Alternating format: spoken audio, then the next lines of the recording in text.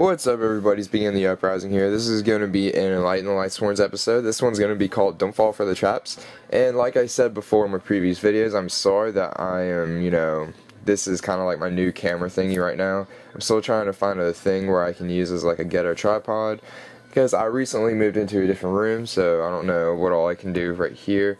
And, so yeah. Get on with the episode. This one's going to be called Don't Fall for the Traps. This one's going to be pretty much another discussion on what you guys think is better.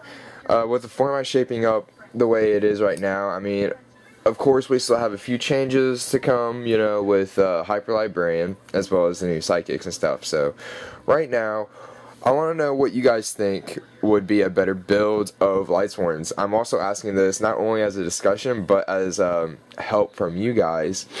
So I can, have a little bit of help on my build, my current build. What you guys think would be better, a 3 decree form or a version that requires, traps. I know the lighting in here sucks, guys. I apologize for that. But obviously, traps, they protect you. Of course, Threatening Roar. That's just my personal thing. And then Mirror Force is a great card. Torrential is a great card as well. And Beckonings is just pretty much a revival of the great, or not revival, but a means to get shit back from your graveyard without losing hand advantage. As well, 3 decrees. Pros and cons of 3 decrees. Obviously, if you start off with it and you can, during their end phase, you can flip up decree. Whenever they set 3 back row, it's pretty devastating because now they wasted a whole bunch of their spawn trap zone, as well as you shut down all their traps. And the only thing that you need to worry about is MST and, Book of Moon and stuff like that.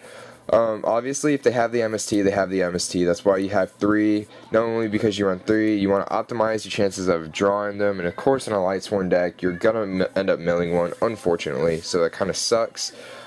Pretty much, you just shut down all your opponent's traps and makes you, pretty much protected against Mirror Force and Deep Prison stuff. Bad thing is, it pretty much gives away to your opponent that they can go off, full speed, don't hold back anything without them fearing of gores, because obviously if you run 3 decree, a player that runs 3 decree is not going to be running gores in their deck, so pretty much you can go all out as much as they want. Obviously, you got 3 decrees, and I ran these traps in my build. I ran 2 of these. So, it gave me a little bit more room in my deck to fit in stuff that I didn't get to fit in before. For instance, 2 Feck Veiler and 2 Thunder King, both of which are amazing cards this format.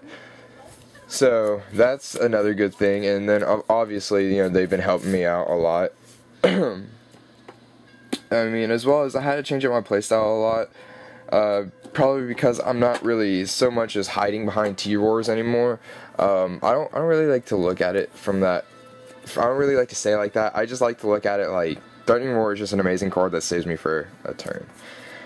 It helps me set up plays. But I guess really just what guys what do you think is better? A trap version of Lightsworn or a decree version of Lightsworn?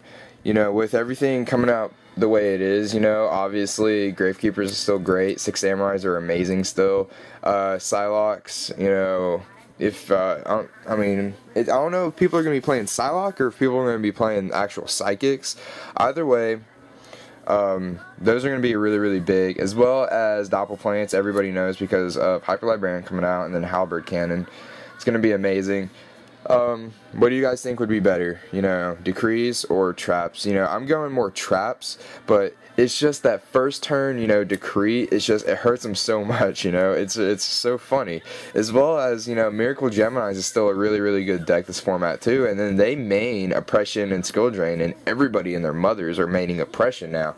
So Oppression actually hurts me a lot, so that gives me more incentive to main deck, decrees, is because I can shut down their oppression and skill drain stuff, and other continuous mirrors and stuff like that, like Imprisoning Mirror and stuff. But really, this is just gonna be the discussion video. Tell me what you guys think would be better, and what right now, either a trap build with obviously. I need to work on my trap lineup a little bit if I do revert back to the trap build or 3 decree build. And I've been testing this out at my locals. I lost simply because of a top deck. And other than that, it seems to be working good. Obviously it shuts down the Samurai's powerful counter trap that they have, as well as they're starting to main deck oppression as well. Like I said, everybody and their mother.